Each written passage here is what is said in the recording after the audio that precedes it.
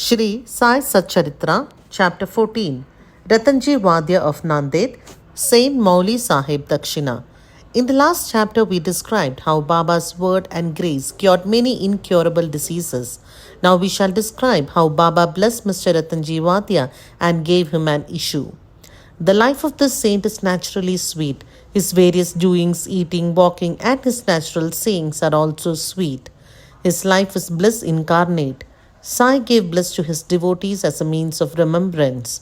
He gave them various stories of duty and action, which ultimately led them to true religion. His object may be that people should live happily in this world, but they should be ever cautious and achieve the object of their life with self-realization. We get human body as a result of merits in past birth, and it is worthwhile that, with its aid, we should attain devotion and liberation in this life. So we should never be lazy, but always be on the alert to gain our goal of life. If you hear the Leelas, stories of Sai daily, you will always see him. Day and night you will remember him in your mind. When you assimilate Sai in this way, your mind will lose its fickleness, and if you go on in this manner, it will finally be merged in pure consciousness. Ratanji of Nanded. Now let us come to the main story of this chapter. In Nanded, in the Nizam state, there lived a Parsi mill contractor and trader by name Ratanji Shapurji Wadia. He had amassed a large amount of money and had acquired fields and lands. He had cattle, horses, and conveyance and was very prosperous. In all outward appearances, he looked very happy and contented, but inwardly he was not so. Providential dispensation is such that no one in this world is completely happy, and rich Ratanji was no exception to this. He was liberal and charitable, gave food and clothing to the poor, and helped all in various ways. The people took him to be a good and happy man, but Ratanji thought himself miserable, as he had no issue, male or female, for a long time. Just as Kirtan, singing glories of the Lord without love or devotion, song without rhythmical accompaniments, Brahman without the sacred thread, proficiency in all arts without common sense, pilgrimage without repentance, and ornamentation without a necklace are futile and useless, so is a householder without an issue. Ratanji always brooded on this matter and said in his mind, "Would God be ever pleased to grant me a son?" He thus looked morose and did not relish his food.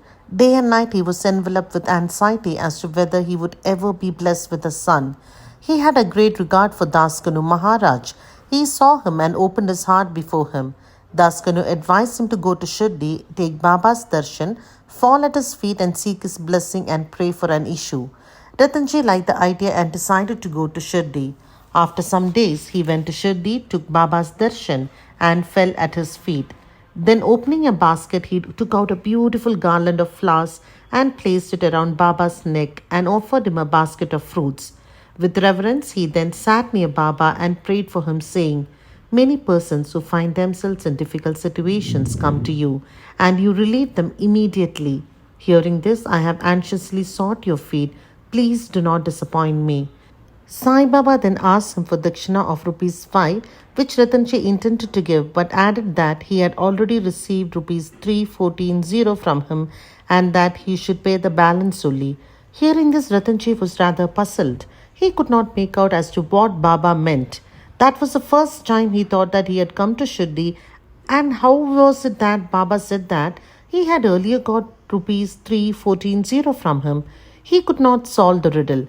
But he sat at Baba's feet and gave the balance of the dakshina asked for, explained to Baba fully as to why he came and sought his help and prayed that Baba should bless him with a son. Baba was moved and told him not to worry and that thence onward his bad days had ended. He then gave him Udi, placed his hand on his head and blessed him, saying that Allah, God, would satisfy his heart's desire. Then after taking Baba's leave, Ratanji returned to Nanded and told Daskanu everything that took place at Shri. He said that everything went on well there, but he got Baba's darshan and blessing with prasad, and there was one thing which he could not understand. Baba said to him that he had got rupees 314 before. Please explain as to what Baba meant by this remark.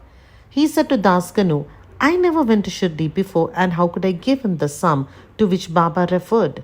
To Daskanu too it was a puzzle, and that he thought much over it for a long time. Sometime afterwards, it struck him that Ratanji had received some days ago a Mohammedan saint by name Mauli Sahib in his house and had spent some money for his reception. This Mauli Sahib was a well known saint of Nanded and worked as a porter. When Ratanji decided to go to Shirdi, this Mauli Sahib turned up at Ratanji's house. Ratanji knew him and loved him, so he gave a small party in his honor. Das Ganu got from Ratanji the memo of expenses of this reception, and everybody was wonderstruck to see that the expenses amounted to exactly rupees 314, nothing more, nothing less.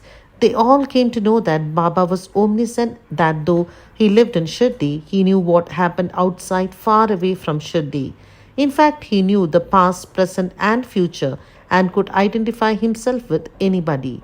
In this particular instance, how could he know the reception given to Mauli Sahib and the amount spent therefore unless he could identify himself with him and be one with him?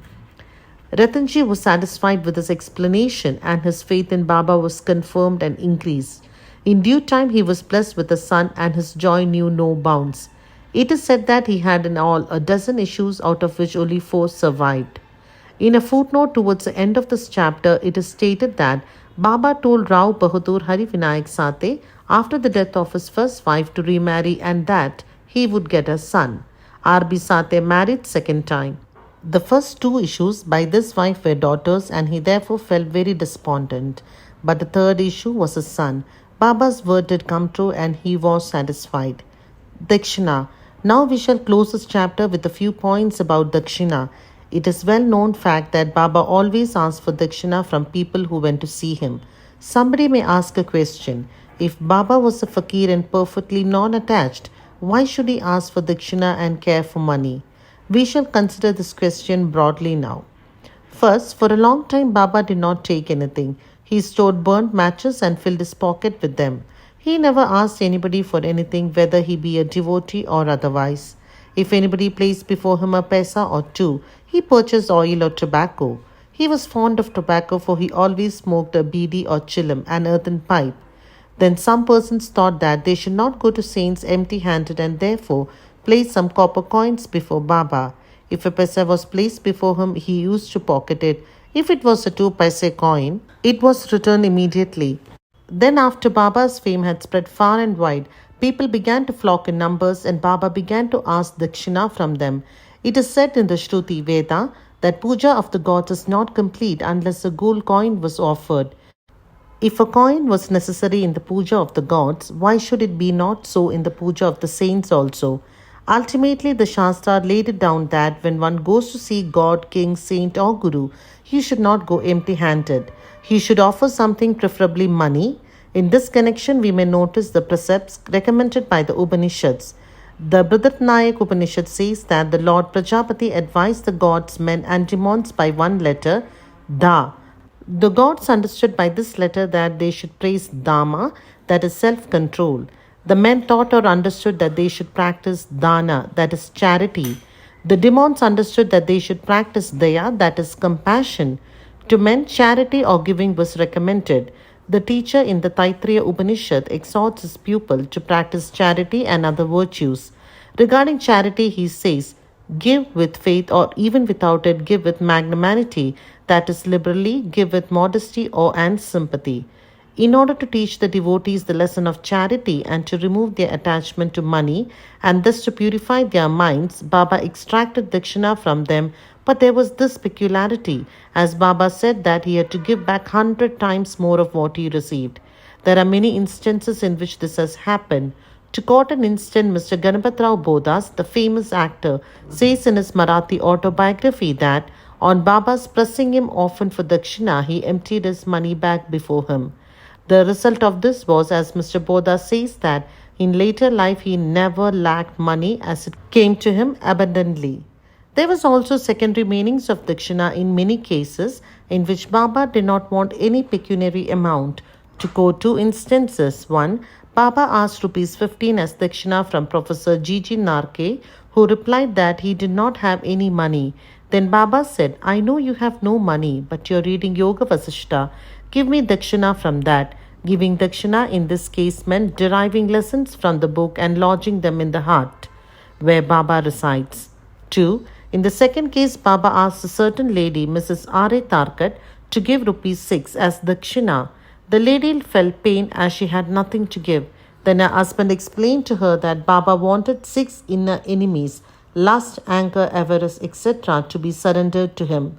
Baba agreed with this explanation. It is to be noted that though Baba collected a lot of money by dakshina, he would distribute the whole amount the same day, and the next morning he would become a poor fakir as usual. When Baba took his Mahasamadhi, even after receiving thousands and thousands of rupees as dakshina for about 10 years, he had only a few rupees in his possession. In short, Baba's main object in taking dakshina from his devotees was to teach them the lessons of renunciation and purification. Postscript. Mr. B.V. Dev of Thana, retired Mamlatdar and a great devotee of Baba, has written an article on this subject, Dakshina, in Shri Sai Leela magazine, volume 2, page 6 to 26, in which he says as follows: Baba did not ask dakshina of all. If some gave dakshina unasked, he sometimes accepted it and at other times refused it.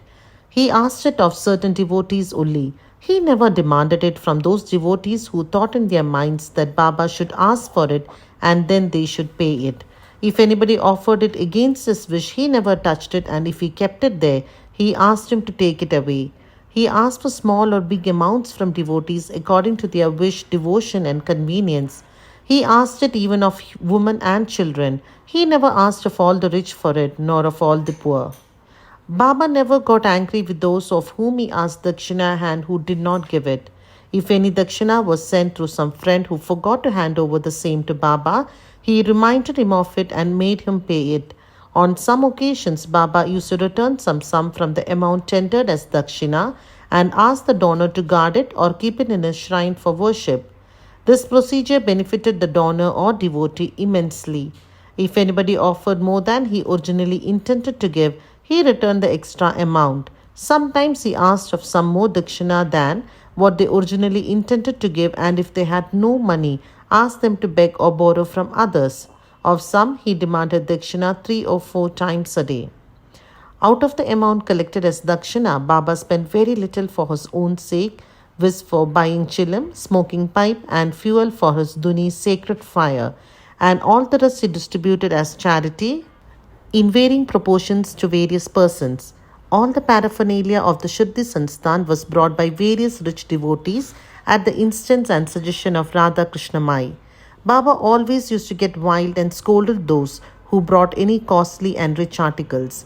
He said to Mr. Nana Sahib Chandorkar that all his property consisted of 1 kopin coal piece, 1 stray piece of cloth, 1 kafni and a terminal tin pot, and that all the people troubled him with bringing all these unnecessary costly articles. Women and wealth are the 2 main obstacles in the way of our Paramartha, spiritual life, and Baba had provided in Shirdi 2 institutions, viz. Dakshina and Radha Krishna Mai, for whenever they came to him, he demanded dakshina from them and asked them to go to the school, Radha Krishna Mai's house. If they stood these 2 tests well, that is, if they showed that they were free from attachment for women and wealth, their progress in spirituality was rapid and assured by Baba's grace and blessings. Mr. Dev has also quoted passages from the Gita and Upanishads and shown that charity given in a holy place or to a holy personage conduces to the donor's welfare. What is more holy than Shirdi and its presiding deity, Sai Baba? Both to Shri Sai, peace be to all.